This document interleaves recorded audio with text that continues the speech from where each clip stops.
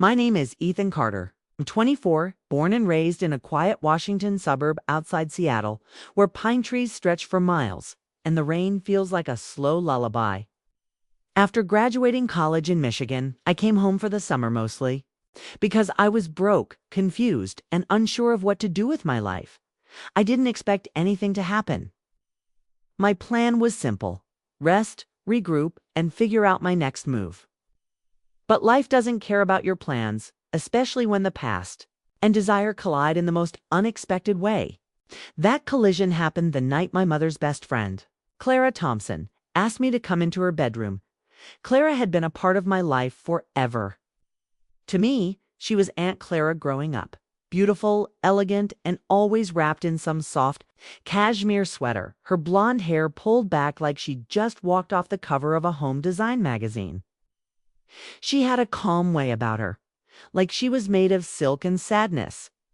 Her eyes were soft but tired, and though she smiled often, there was always a kind of quiet ache behind it. Divorced for nearly a decade, Clara lived just down the street.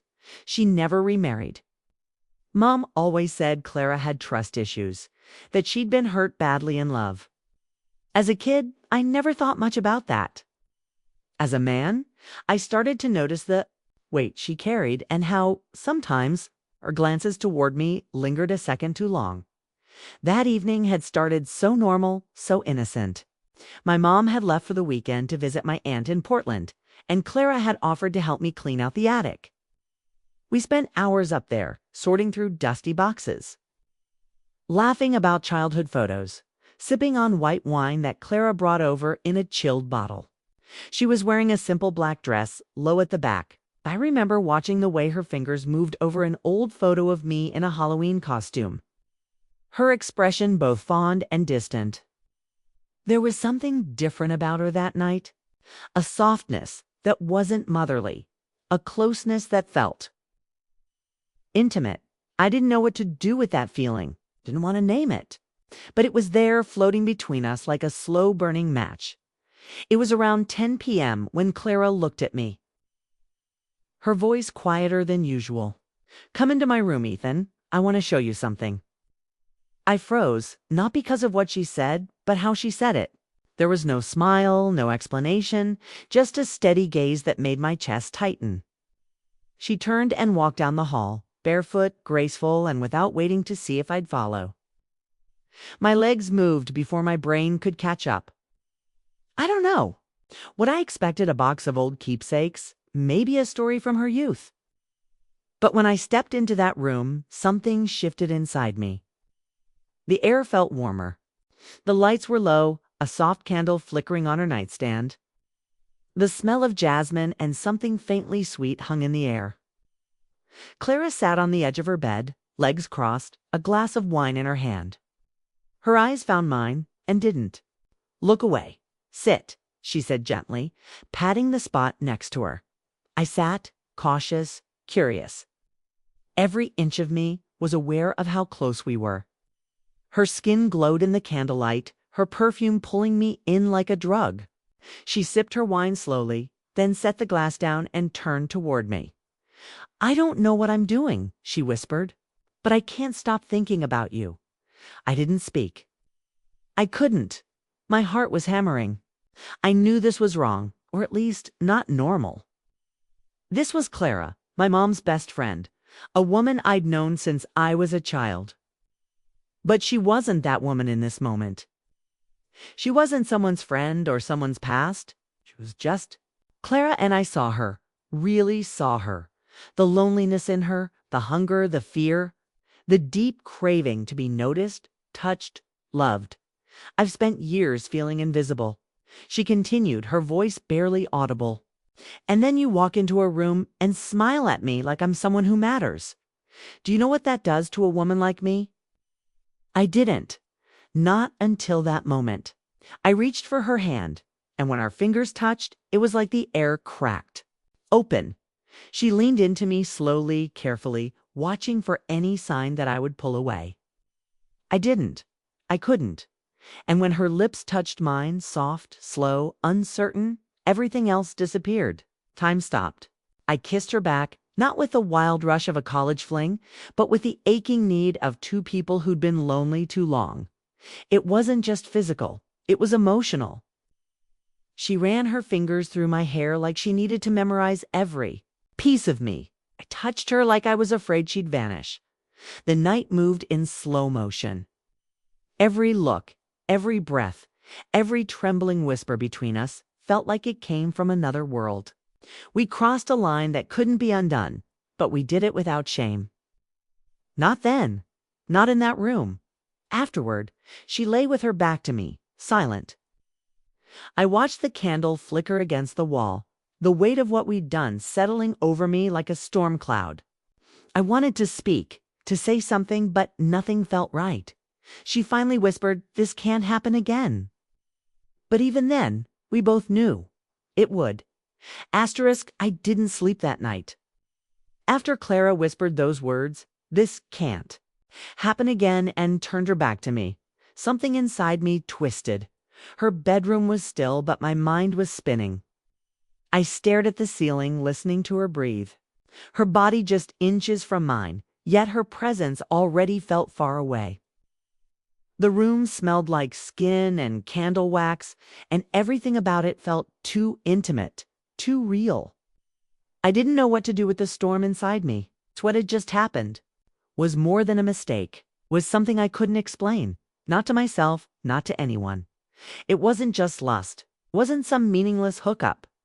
What happened between Clara and me had depth, pain, and longing underneath every touch. And that terrified me more than the guilt. I left her bed quietly before dawn, trying not to wake her.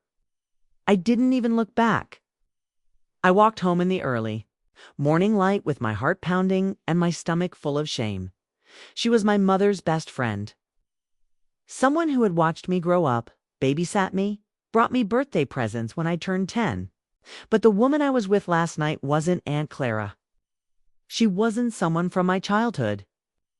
She was a woman, beautiful, mature, lonely, who wanted to be seen and touched and needed. And I had wanted her too. The next few days were full of silence. I didn't call her. She didn't text. Every time I saw my mom smiling or asking me how I was doing, I felt like a traitor. I avoided Clara's street. I avoided my own reflection, but thoughts of her wouldn't leave me alone.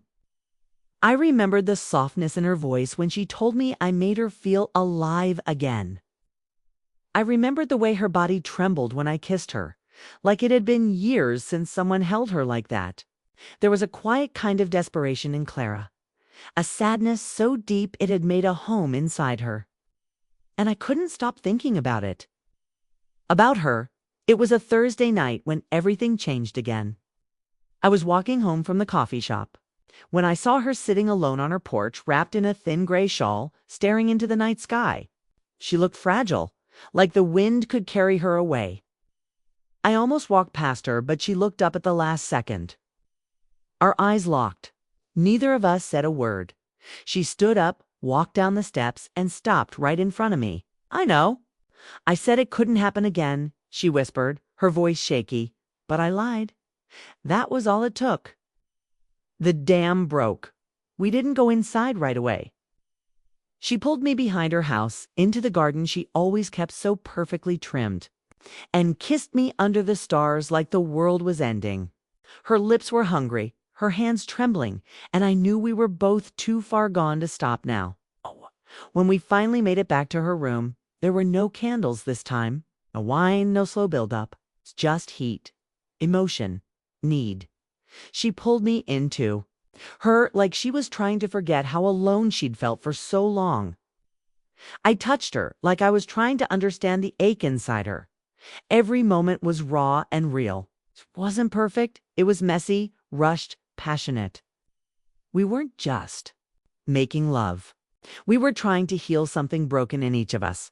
Lying in her bed afterward, tangled in sheets and secrets, she looked at me with tears in her eyes. This is dangerous," she said. "We can't keep doing this, Ethan. Your mother—" "I know," I interrupted softly, "but I don't care right now." She brushed her fingers through my hair like she used to when I was younger. But now it felt different, intimate, risky. Her touch sent electricity through me. "You're not a boy anymore," she said, almost like she was talking to herself. "And I'm not just your mom's friend." We both knew this wasn't a love story with a happy ending. We knew it would catch fire eventually and burn us both. But in that moment, nothing else mattered. Not the guilt, not the rules. Just us. After that night, we became something we never planned to be. Secret lovers, we met in silence. We kissed in the dark. We held each other like we were afraid someone would turn on the lights. Every meeting felt like walking on a wire. Thrilling, terrifying, impossible to stop. And yet it wasn't just about passion. We talked for hours about her divorce, about my fears for the future, about her regrets, my confusion, our loneliness. She told me she hadn't felt like a woman in years, just a memory in people's lives. I told her I felt lost, like I was waiting for my life to begin. Clara became more than just an affair. She became a mirror, a wound, a need I didn't know I had. But no matter how close we became, there was always this invisible weight between us, a shadow. I could feel it in the way she sometimes stared at me when she thought I wasn't looking, like she wanted to say something but was too scared. And deep down, I felt it too. A quiet suspicion, a gut feeling that something about this wasn't just forbidden, it was deeper than either of us were ready to admit. And that suspicion would change everything. Asterisk, what started as one forbidden night quickly became something more, something we never said out loud, something we didn't even know how to name. Clara and I became wrapped in a world of secret moments and whispered lies, while the rest of the town went on living. We lived in stolen seconds, the way her fingers brushed mine under the kitchen table when no one was looking, the long pauses, in our glances that said more than words ever could. Our connection was fire and comfort all at once. There were no rules inside our bubble, only emotions that ran deep and physical hunger that never seemed to fade. Every time I was with her, I felt like a man, not a boy, not someone's son, not someone lost in life, but someone wanted, understood, and needed. And Clara, she came alive in my arms. The sadness that used to live in her eyes softened. She laughed more. She touched me like she was remembering how it felt to be desired. We weren't just making love. We were making up for lost time, hers and mine. But secrets are heavy. You carry them on your back until they start to feel normal. And then one day, you realize you're sinking. That was how I felt every time I sat across from my mother at breakfast. Her smile made me sick with guilt. She had any idea what Clara and I were doing? What we had already done, she'd be shattered. But I couldn't stop. Neither could Clara. Even when we tried, even when she would pull away after we kissed and say, "This isn't right," or "We should stop."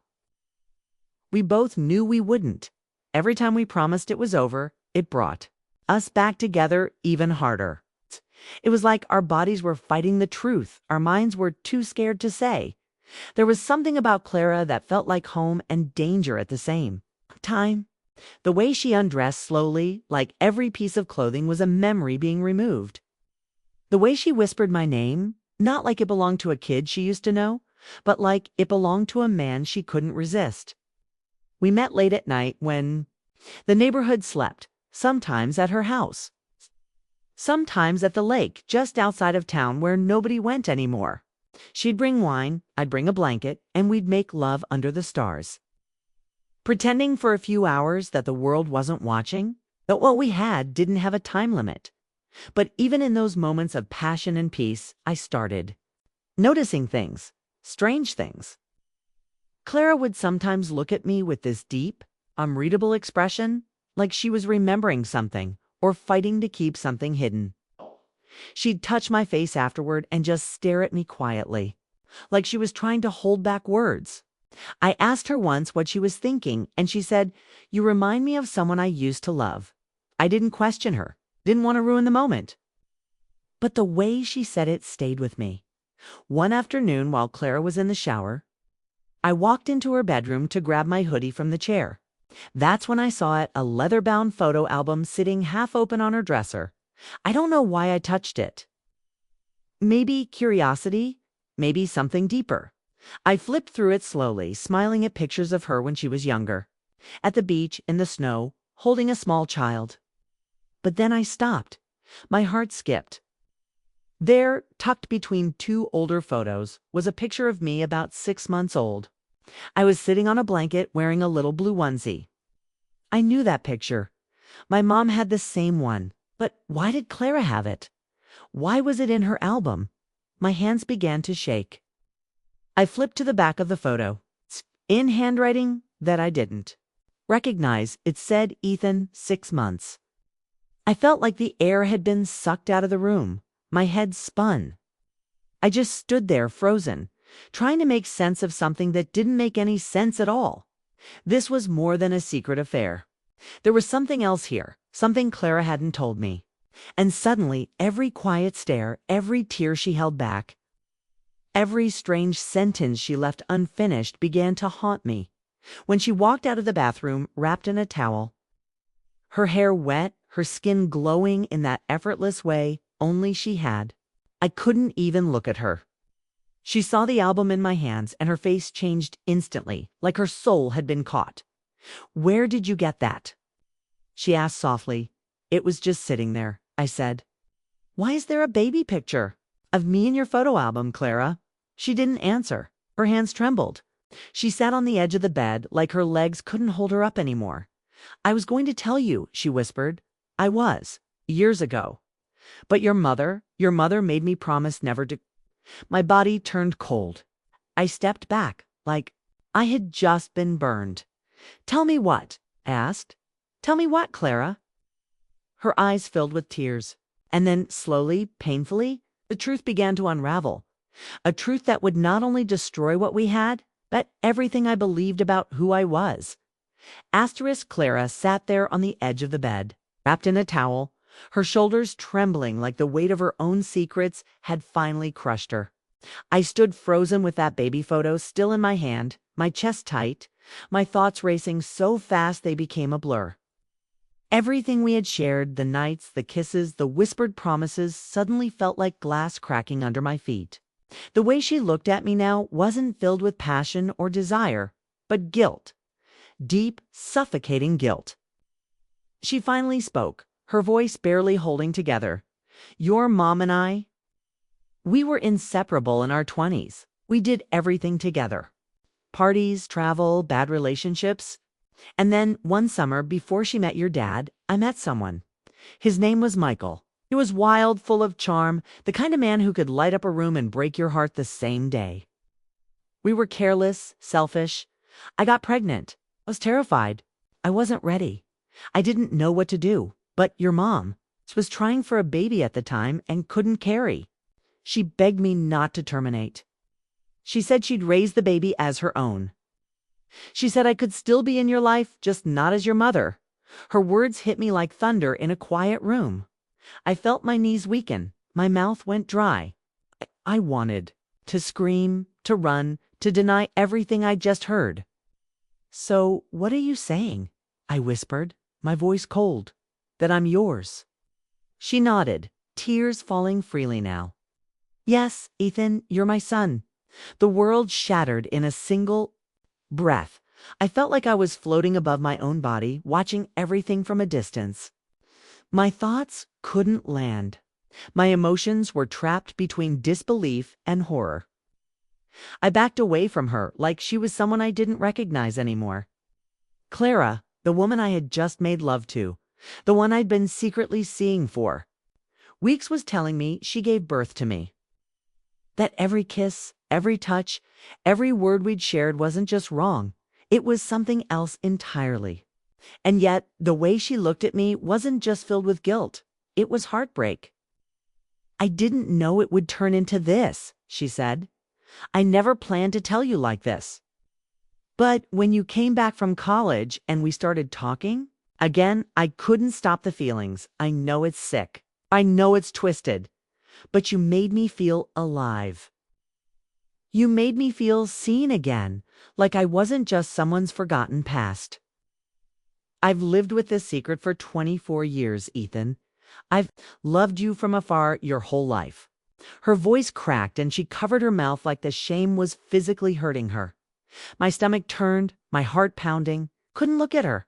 I couldn't breathe. All those memories, her watching my school plays, her hugging me tighter than other moms did. The way she smiled when I called her Aunt Clara, they all came back now with new meaning, and it made me sick. But the worst part, the part that tore me in two, was that some part of me didn't feel disgusted. Not completely. Some part of me still ached for her. Some part of me still wanted her. And that was the darkest thing of all. Why didn't you tell me? I asked, my voice sharper now. Why let this happen? She stood up slowly, wrapping her arms around her body like she was trying to hold herself together. Because I was weak. Because I was lonely. Because when you looked at me that night, you didn't see Mom's best friend. You saw me. And I hadn't felt like a woman in years. I wanted that feeling back, even if it came from the one place it never should have. I turned away from her, running a hand through my hair, trying to process it all. My thoughts were chaos. I wanted to believe this wasn't real. I wanted to believe she was lying. But I knew she wasn't. I could see it in her face, she broke down with every word. The way she held herself like a woman who had finally dropped the weight of a secret she'd been buried under for decades. I didn't say another word. I grabbed my hoodie and walked out the door, leaving her standing there broken and crying in the middle of the room we'd shared so many stolen nights in. The air outside hit my face like ice. The world looked the same, but nothing inside me felt the same anymore. I walked for hours, trying to think, trying not to think, remembering her touch, and trying to forget it all at once. Everything was ruined. The love, the lust, the fantasy, all poisoned by blood and lies. And yet, something inside me still wanted to go back. Something inside me still loved her. That was the part I couldn't understand. That was the part that would haunt me forever. I didn't go home that night. I didn't answer my phone. I just drove no direction. No destination, letting the road carry my thoughts while my heart tried to untangle the wreckage inside me. I ended up in a cheap motel 2 towns over, staring at the ceiling like it had answers. My body still remembered her every curve, every breath, every moan. And yet my mind kept screaming the truth she'd revealed. She was my mother. Or something like it. Not in the way my mom raised me. She would always be my mother, but Clara had given birth to me, carried me, brought me into this world. How could someone who brought me into this life also bring me into her bed? How could I have touched her, kissed her, made love to her with so much hunger and love and not known? And worse, how could part of me still want her even now? That night, I cried, not just from guilt, but from grief. I grieved the version of love I thought we had. I grieved the woman I thought she was. And I grieved the man I thought I was becoming because now I wasn't sure of anything. But time doesn't stop for broken hearts. A few days passed. I didn't speak to her, didn't answer the few texts she sent, simple things like, please, Ethan, or I'm so sorry I couldn't face her, couldn't face myself. But as the silence grew heavier, something unexpected happened. I didn't feel closure. I felt empty. Like cutting her off didn't fix anything. It only made the ache worse. I kept remembering how she looked at Min, not with power or control, but with longing, with love, with guilt, yes, but with something real underneath it all.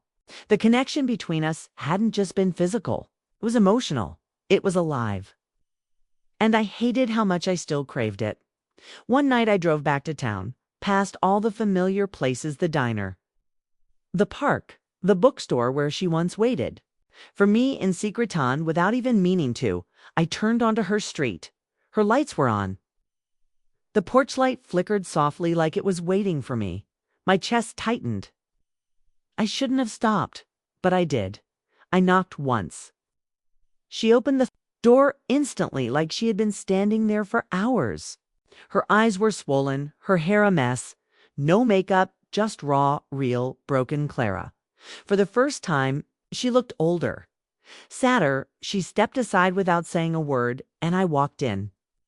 We stood there in silence for a long time. Then she finally whispered, "You hate me."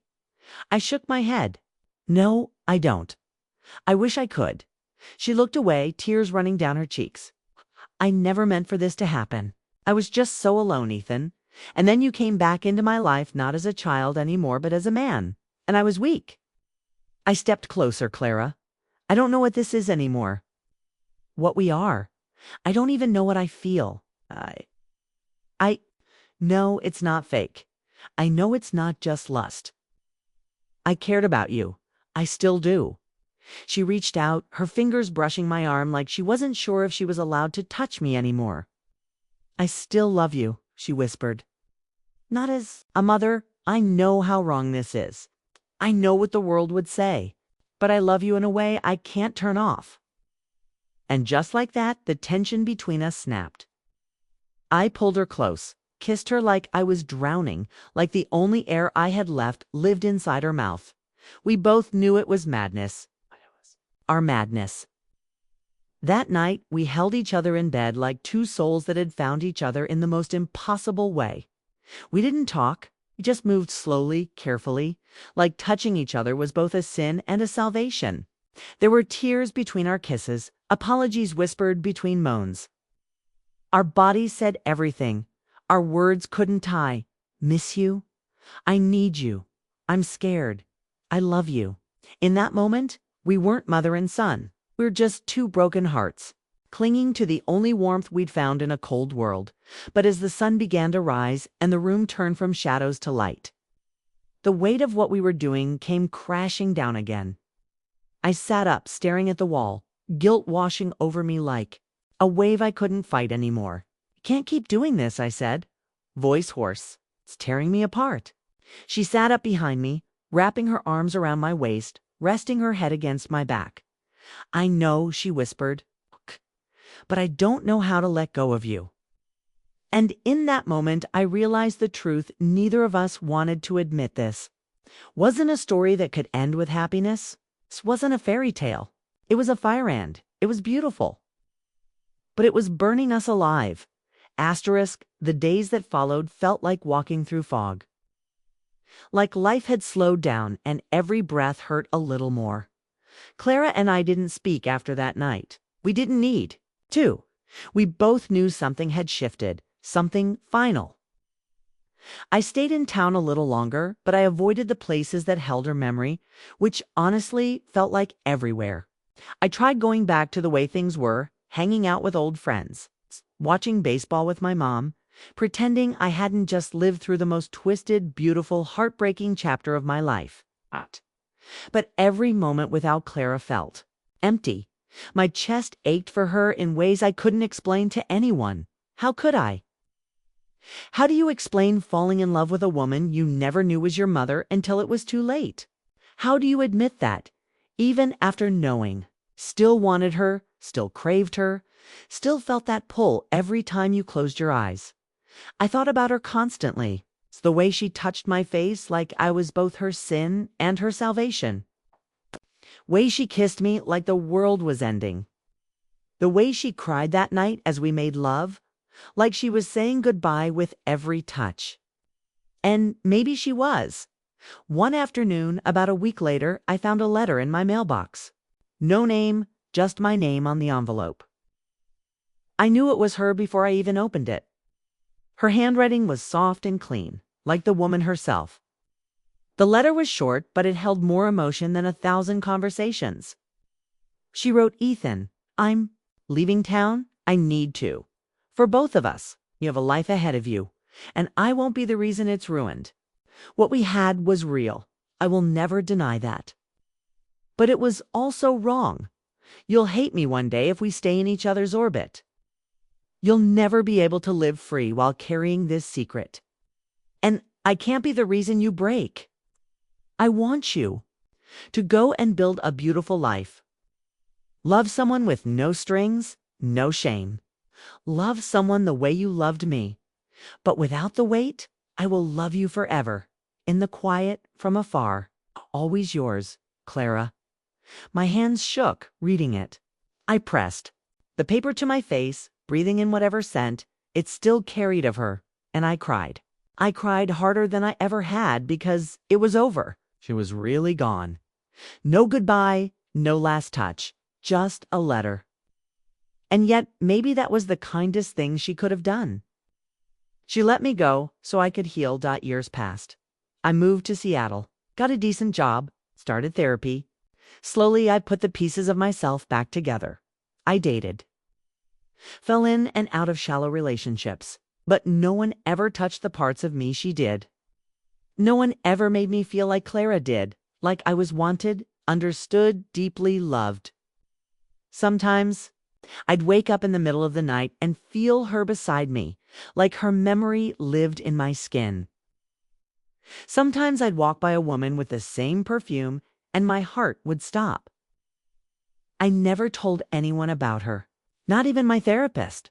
Some things are too big, too complicated to ever fit into neat little sentences. Some love stories aren't meant to be told. They're meant to be buried quietly in your soul and carried like a scar. But one rainy evening, about 6 years later, I found myself driving through the old town again. My mother had passed by then, peacefully in her sleep. I'd come back for her funeral, and something about the grief, the closing of that chapter, made me want to see if Clara's house still stood. I parked across the street and stared at the porch where she once waited for me in silence. It was empty now, quiet. Someone else lived there, a new family maybe. The house was painted blue instead of white, the garden trimmed and fresh. But in my mind, I could still see her, barefoot, in a robe, her hair a mess, smiling at me like I was the only thing that made her feel alive. I sat there for a long time, letting memories flood me, letting my heart ache one last time. I whispered her name to the wind, hoping it reached her, wherever she was. Maybe she had started over. Maybe she had found peace. I hoped she had, because no matter what she did, no matter the mistake, no matter how twisted our love had been, it had also been the most real thing I'd ever felt. I didn't regret it. I couldn't. Love isn't always clean. It's not always pure. Sometimes it's messy and painful and full of choices that haunt you. But that doesn't make it less true. Clara loved me in a way I think no one else ever. Will and I loved her in return, with all the innocence I had and all the desire I couldn't control. In another life, maybe we could have had forever. But in this one, we had a season. A single burning season that changed us both forever. And maybe that's enough.